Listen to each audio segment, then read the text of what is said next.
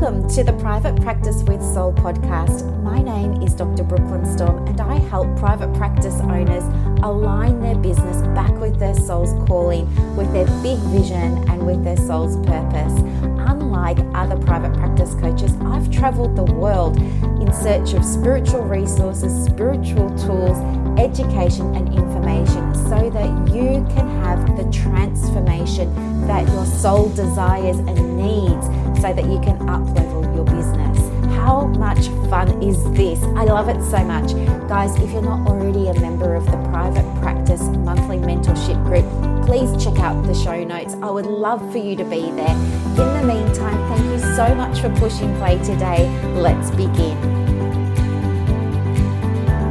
Hello everybody, and welcome to another episode of the Private Practice with Soul podcast. I am so pleased that you're here today. Yay!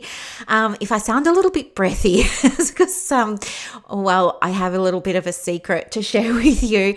I'm actually on my flex week this week, which, I work 3 weeks out of the month and I take the 4th week off from client work so that I can work on my business and have a rest and go away and do all of those sorts of nice things.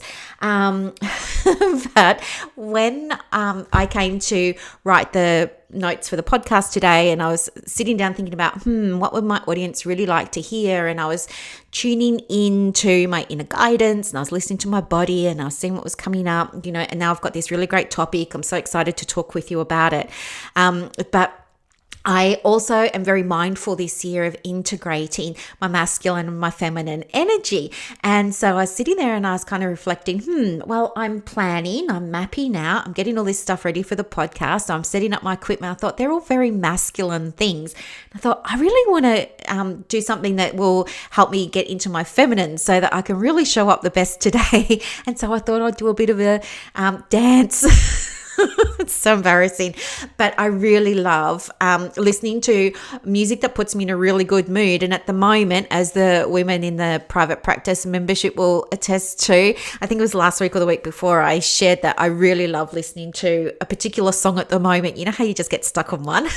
At the moment, for me, it's Lonely Boy by the Black Keys, by the Black Keys, sorry.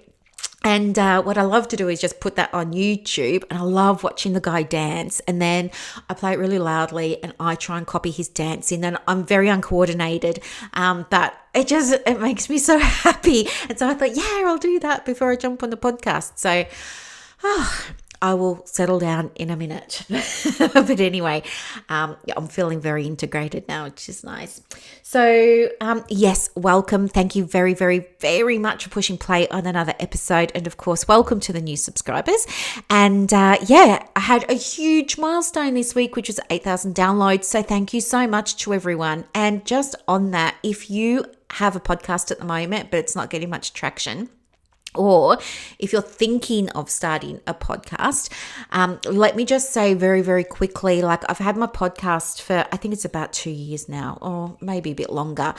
In the beginning, I wasn't taking it seriously because I didn't really know what to do. I just kind of liked the idea of having one. And I think it started off as, it was called something different. It's had 3 facelifts in the 2 or 3 years I've had it. It was called originally Manifest Change, and then it went to Business Acceleration Podcast, and now it's Private Practice with Soul. I didn't do what some other people do, when they change the title of their podcast, they go back and republish all their old episodes. But I didn't do that because one of my core brand values, of course, is being open and transparent. And I don't think there's any shame in showing people that your podcast has gone through big transformations. Mine certainly has. And I'm happy to share the journey so you can see how it evolves, and you can see that it's okay for yours to evolve too. But one of the reasons I started it was I was loving the connection in my groups at the time. And I was inspired by what was going on to start a podcast. I wasn't really seeing it as an avenue for business. And then as I kept podcasting and talking about my podcast, it became clearer that this could absolutely be something that was going to help support my business. So then I started taking it a bit more seriously. And then I think it's been I'd have to check, I don't know. I think it's been about the last 6 months now. I've been publishing 2 episodes a week, one on Wednesdays and one on Saturdays. And it's probably all starting to come together now in terms of the effect that it's having on my business. And I know this is going to be different for everybody's podcasts, but I have a very small niche, but they're a very loyal niche. So most of the time people come to this podcast and they'll stay, and then they'll go and listen to previous episodes and stuff like that. I have a really high retention rate, which is fantastic. So thank you so much for sticking around. But it's really been maybe the last 3 or 4 months that I have become to really notice that more and more women that I'm talking with are bringing up things that have been discussed on the podcast. And they're saying to me, oh, I really love that podcast you did about masculine and feminine energy, and that got me thinking about my practice. And yeah, that's what I want to work with you more on. Or somebody else will say, oh, I really loved what you were saying about visibility, and that landed for me. And yeah, I want to get some coaching around that because nobody had kind of explained it in that way before. And I'm really keen to learn more and how it can apply to my practice. And so I'm sharing this with you because I don't want you to feel disheartened if you're not seeing results from your podcast yet. I think what is working for me now, and it's very early days, it's only a baby podcast. It's in terms of the lifetime of podcasts, it's only like a matter of months old, like maybe 36 months if I'm lucky. But I just want you to know that if you stand for something, if you have a point of view, if you have an opinion, that's okay. You might not get the millions of numbers, but you don't need the millions of numbers. That's not what your intention is, I don't think. I don't think anybody in our industry starts out with the intention of getting 1 million followers on their podcast. I think we working in a soul-informed way, I think I speak for many of us when we say our intention is really to help people, or some people say to serve, or to show up, or to give value, or do you know what I mean? Or I think that's our intention. And it doesn't matter if you do that for one person or if you do that for 1 million. But I think when you're working in a niche area, or when you're standing for something specific, yes, your numbers are going to be smaller, but you're going to be speaking to the right people. And that's what's happening with this podcast now. It's all sort of coming together now, but it's taken time. And so if you're just at the beginning of your journey, maybe listen to this, take it on board. Everyone's journey is different, but it can take time. As I said, it's taken me a couple of years. But I also had to go through my own journeys and shifts with the podcast as well during that time. And yeah, you can absolutely do it. You can absolutely use the podcast to fill your diary, to help get you clients, to help with your visibility, all of those sorts of things. So don't give up. You're going to really love today's episode, which I'll get to in a moment. But first of all, I want to tell you about this new toy that I bought. So, I'm so excited. I don't know what your desk is like if you're working from home, or maybe if you're working at the office, but since I've been working from home, I've got scrap bits of paper everywhere. Like I've got my new computer and, I love that. And I've set up the spare bedroom as an office. It's all going really well. But I'm one of those people that's got like a gazillion different notebooks that I'm constantly writing in. I rarely look back through them, but at the time I feel like compelled and obsessed to write in them. And then as the day goes on, I've got all these scraps of paper lying around. Like at the moment, we're doing an alignment challenge in my group. And so I've got like 5 or 6 pages of the alignment challenge printed out that I'm working on every day. And then I've got bits of paper for client work that I'm doing, bits of paper for my sales copy that I'm updating, bits of paper that I'm taking notes on, or I'm doing some courses at the moment as well. So I'm watching the trainings in there. And so I've got more scraps of paper for that. And it's just been a mess. But last Sunday I ordered, wait for it, it's called a Remarkable 2. And you know what, I found it on Instagram about 12 months ago, and I really wanted one then, but I didn't pursue it. But anyway, on Sunday last week, I just decided, I'm going to. And guess what? It arrived yesterday, and it's called a Remarkable 2. And what it is it's about the size of an iPad, but it's not as thick. Like it's approaching maybe, I don't know. It's so thin. It's so thin. It's I don't even know Lindt chocolate. It's about that thin. If you snap Lindt chocolate, it's about that thin. How cool is that? And anyway, what it does is it's just like a notepad. So you get this stylus with it, And the way that they have made the Remarkable is it feels like you're just writing on paper. And anyway, you can choose all these different pen types like ballpoint, calligraphy, felt tip, mechanical pencil, grey lead, everything. And it's got like a matte surface, no backlight. And what I really love about it is there's no social media on it. There's no internet on it. It has a cloud where you can, store your notes, or you can email yourself your notes. So basically what you do is you just like handwrite. You use this it's like an endless pile of paper that you can just keep writing on, and you can store all your notes into different notebooks and folders and stuff like that, keep it all really nicely organized. And it's even got a function on it where you can convert your handwriting into actual text. How cool is that? And so anyway, it arrived yesterday. It took me about 5 minutes to get it set up and to create like a little account on the cloud and put a little app on my mobile and my computer. But I am obsessed. So this morning I started making little folders and notebooks, and it's just going to feel so free not to be surrounded by scrap paper anymore. I just feel like this is going to clear my mind and clear my energy, and nothing's going to get lost, and it's heaven. And it's magnetic. So yeah, my little pen just snaps onto the side there because of all these little magnets, and I just love it so much. But anyway, that's my new baby. And I'm not affiliated with Remarkable or anything. I'm just sharing with you my latest toy. And yes, you can use it to take notes for client sessions, and you just email them to yourself or save it to the cloud. It's all encrypted, meets all the privacy. This is super exciting. I love it. Anyway, today's episode. Wait. Just before I start today's episode, I want to give you an update. So we had Day on Demand last week. So Day on Demand, I told you about in last Wednesday's episode. That's where people get to work with me for a whole day, and we do it by audio only.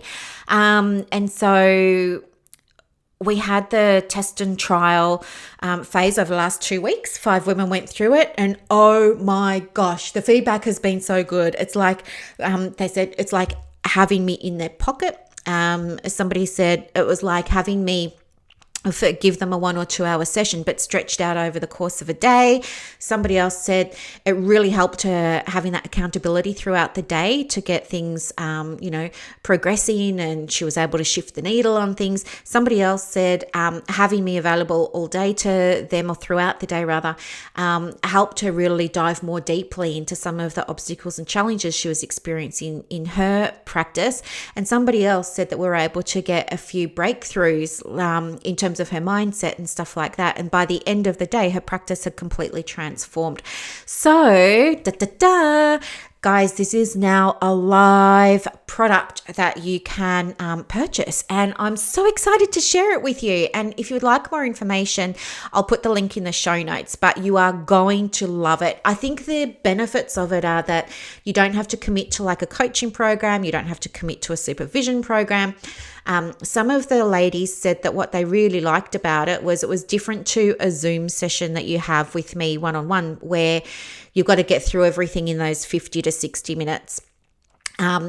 By being able to take that same amount of time, or even a bit longer, and stretch that out throughout the course of the day, there was time to actually implement action steps and get real-time feedback and make tweaks and changes, and then get more real-time feedback. And this really meant that people were able to not only implement but complete things to a really high standard, and that for them was more valuable than having the pressure that can be sometimes experienced in that Zoom session or even in a phone call session. So if it's something you'd like to try, go for it. Like, you're absolutely invited to book that day. A day goes from 8 a.m. till 4 p.m.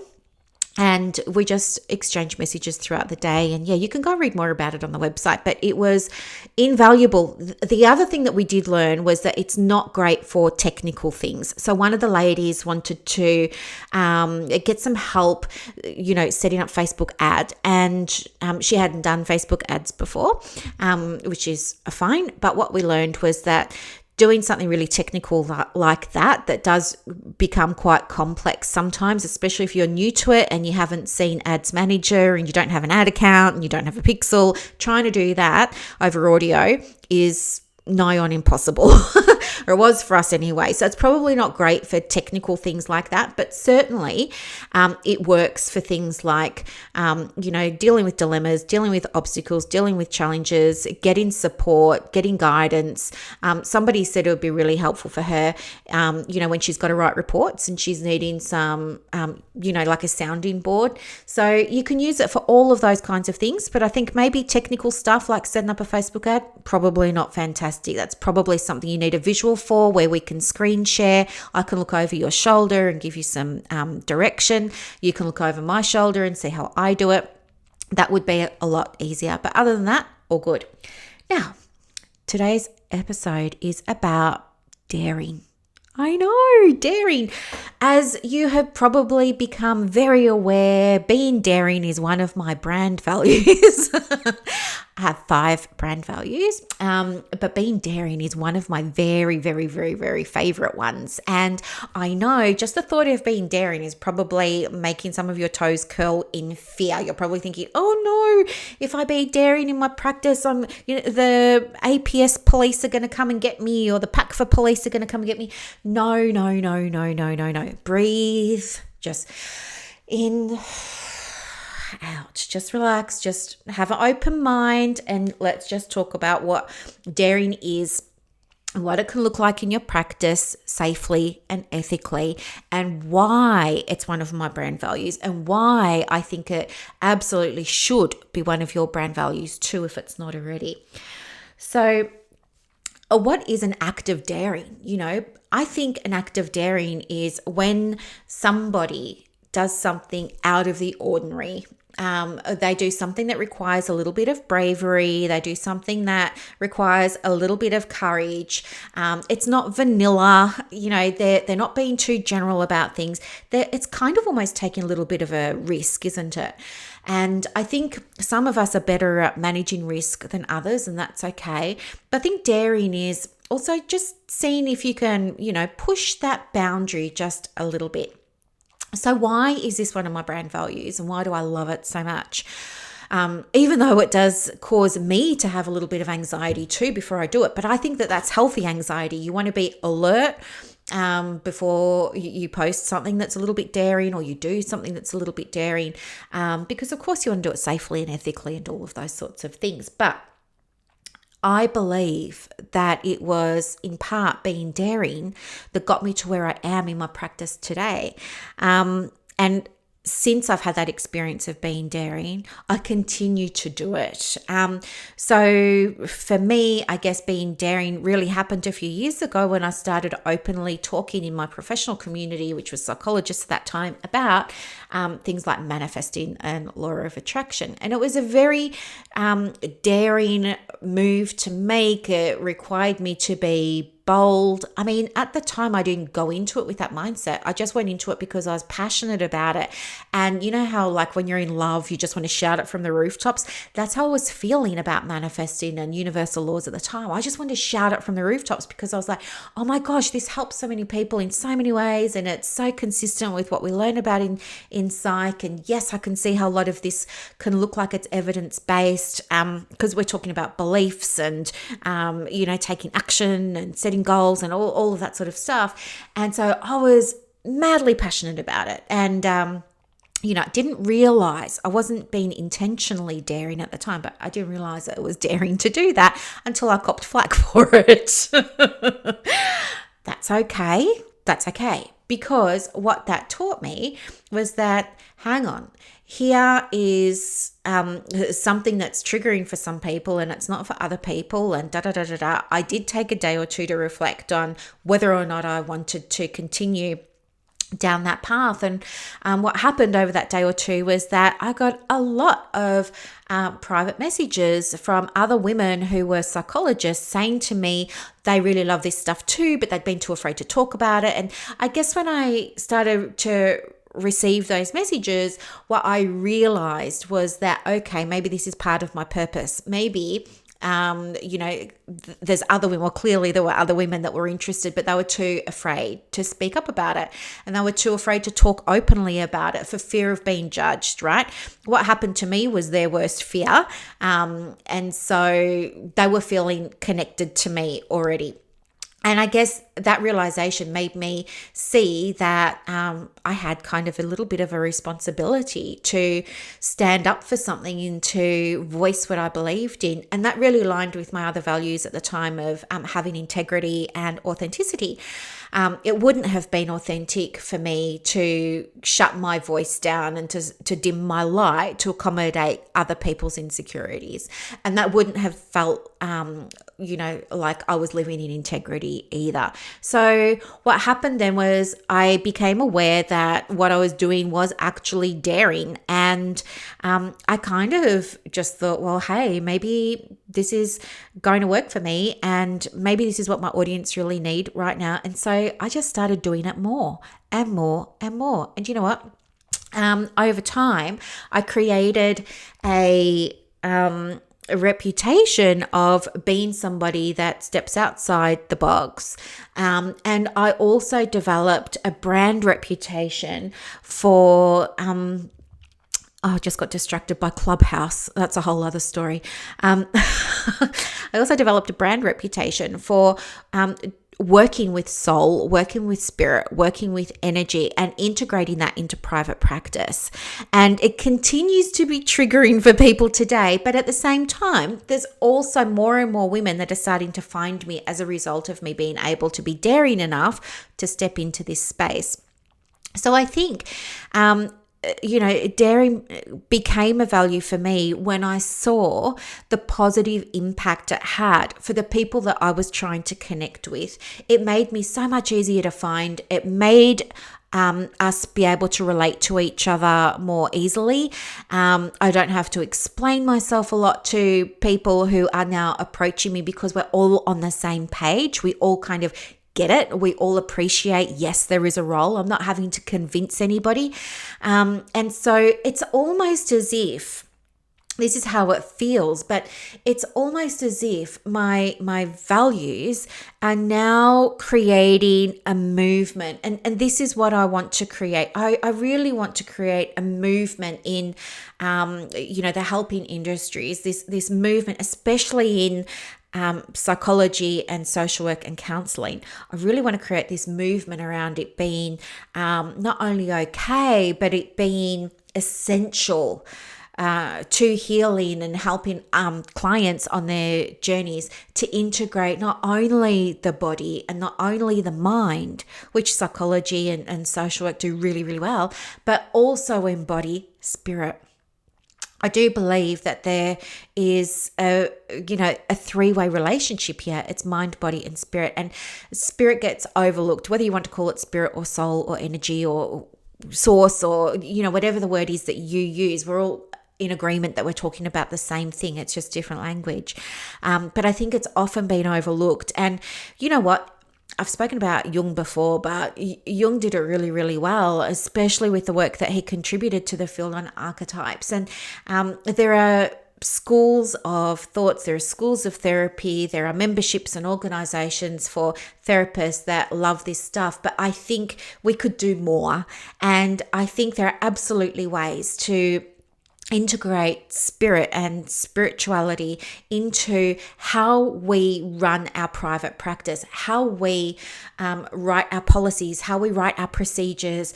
It's values-based marketing. It's looking at, what do I really value in my practice? And then how can I ensure that every touch point a client has or a stakeholder has with my soul-led practice, they're getting that experience of my values. That becomes your marketing. So if you're not somebody who wants to be in front of a camera doing Facebook Lives, use your practice and use your soul alignment tools as your marketing. Use all of those touch points as your marketing, and you do that through your values. So if you're wondering, for those of you who are open to the idea of standing up for something or standing for what you believe in, I'm going to share with you a process that I use. Now, it's not something you want to use all the time. In fact, if you go back through my Facebook posts, you'll see I use it maybe 4 or 5 times a year.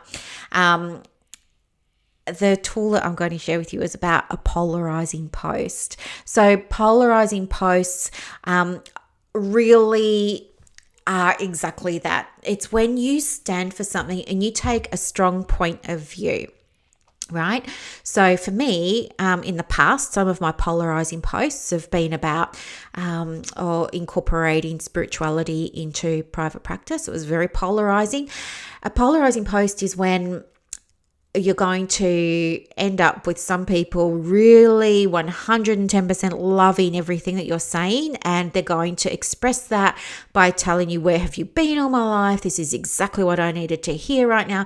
But it's going to be equally distressing or upsetting or, for other people who are going to come at you and say, well, usually they pull the ethics card and they're going to say, oh, that's not ethical and you shouldn't be talking about that, or that they're going to say, oh, I don't like that, or I disagree, or you're wrong. And then what happens is there can be, like, between the two groups, the ones who really agree with what you're saying and the ones who don't, what can then happen is they will start interacting with each other. And it's really interesting to see this unfold because it gives you a opportunity to take the temperature of what's going on in the industry.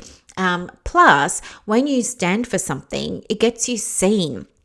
And the value in getting you seen is that it means that over time, you're going to be attracting clients to work with you who are already on the same page as you, who know you, like you, trust you, who are your biggest fans, all of those sorts of really, really good things. But it takes a little bit of bravery to be able to put up a polarizing post.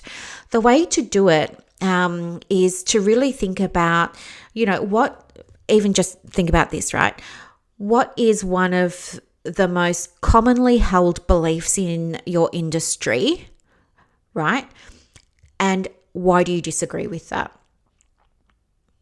Okay, so like, for example, there are so many counsellors, not all, but I see it a lot, that there are counsellors in different counselling groups that still talk a lot about how it's not fair that they're not on Medicare and why won't doctors refer to them, and they've sent out marketing materials to doctors and they're not getting referrals, and they'll keep going on and on and on about Medicare. And so I can write a polarizing post about, why are you still going on about Medicare? And I can write this post from a place of soul alignment where I believe that they have gifts to share above and beyond Medicare, that there are plenty of psychologists who've dropped Medicare because they don't agree with it, that Medicare is not the be-all and end-all, that there is an abundance of clients that are willing to pay you for your service if you just show up and let them know that you're available. Do you know what I mean? All of those sorts of things. But some of that's going to be triggering for people to hear because they hold a belief that they should be on Medicare. So if I come along and say, well, let's look at that belief and why do you hold that? And hey, what if we can open you up a little bit to seeing what's possible for you beyond the scope of Medicare? And how about you just create your own space and stand in that? Some people are going to say, hey, Brooklyn, I really agree. My gosh, I didn't think of it like that before. Yes, blow Medicare. I will go and mark my territory somewhere and be known for something and work with clients that I want to work with. Maybe I don't even want to be working with complex mental health or things like that, right? But there'll be other people who say, no, it's not fair. We're just as competent as everybody else. So can you see there's going to be this arguing almost? And so when that happens, what it means for you is that there's eyes getting on your post. And what it means for you is that you're starting to build a reputation for what you stand for. And so if you're and so I'm just using an example from my work, but if you're a therapist or, if you're a coach or something like that, then you just do it for your industries. You'll be able to attract the people who get you and understand you, and it just this is how you get to have a practice that you feel energized by. Every single one of my clients energizes me. The work that we do in our online sessions, and even the emails that I get from them and the Facebook messages that I get from them in between our sessions, they are energizing to me. I love working with these women because we're all on the same page. And it's just, I never feel like, oh my gosh, I wish I didn't have to go into work. And here's the thing, I got to this point by being daring, by doing things like having a polarizing post or a polarizing podcast. And yes, it is risky. And yes, your anxiety is going to be elevated before you hit publish on your polarizing post. And you don't have to do a long post. It might only be a paragraph. It might just be a quote. You will feel a little bit anxious because you probably haven't done anything like this before. You're probably wondering what's going to happen. I think too, a lot of us might be wondering, oh, I don't want everybody to hate me, or what if people don't like me, or what if somebody complains about me? What if? That's anxiety speaking, all right? Bring yourself back to your soul. Get out of your head. Thank your head for saying, thanks for bringing this to my attention, but I'm going to check in with my soul. And put your hands on your heart and breathe into it and just check in with yourself. Is this something that I want to share? Is this true to me? Is this true for my audience? And if you get the guidance that it is, go for it. And you know what? When people do start posting negative responses and negative replies, I want you to remember this. It's very rarely about you. It's not about you personally. They're attacking out of you putting up something that conflicts with one of their beliefs. Okay. And we all know what that's like. When somebody puts up something that we don't believe in or that we disagree with, it's a natural inclination to want to respond. Okay. And so take it for face value. That's all that's happening. It's nothing personal. If you need support while you're doing a polarizing post, or you want somebody to look over it before you post it, let me know and I can absolutely help you with that. We've got a big support group available for you with the Australian Counsellors in Private Practice online, and also with the private practice membership. There's a whole lot of women that will back you in terms of doing that polarizing post. And you want to do it because I want you to be able to start attracting people. Instead of selling, I want you to start attracting people. And this, you have to be the light so that they can see you and they can fly to you. Does that make sense? Okay, so all of this, as you've probably picked up on by now, is really an approach that I have around values-based marketing.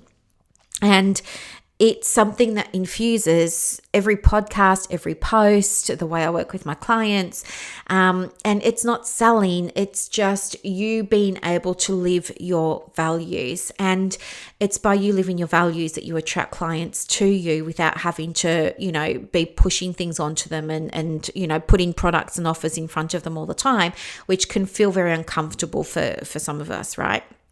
So if you would like some guidance around values-based marketing so that you can attract people without selling to them, if that would feel more comfortable for you, I do have a couple of places left in my coaching program. And if you're interested in finding out what a coaching program with me looks like, and you'd like some more information about it, or you'd even like to jump on a quick call together and we can see if we're a good fit, just let me know. I always put my email in the show notes, and I would love to support you with that, because your results are my results. And I'm here to show you that you can have a successful private practice that's ethical and aligns with your purpose. You can do it, guys. I believe in you. Okay, so I am going to leave it there. Thank you very, very much for listening. I look forward to hearing from you in the next episode. If you love this, please share it. I really, really, really, really, really want to support other women in private practice as well. Let them feel less isolated. Thanks so much for your support, guys. Have a beautiful day, and I hope this helped. And yeah, if you do a polarizing post, tag me in it so that I can support you. I'll be your biggest super fan. Okay, bye.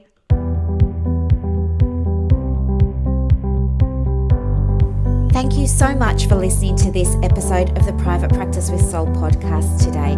If you're looking for clarity, if you need help with branding, your processes, and bringing everything into alignment with your soul's purpose for your private practice, head to the show notes and click the link for more information about the Private Practice Monthly Mentorship Group. You are going to love it. I can't wait to see you in there. Thanks so much for listening. Bye.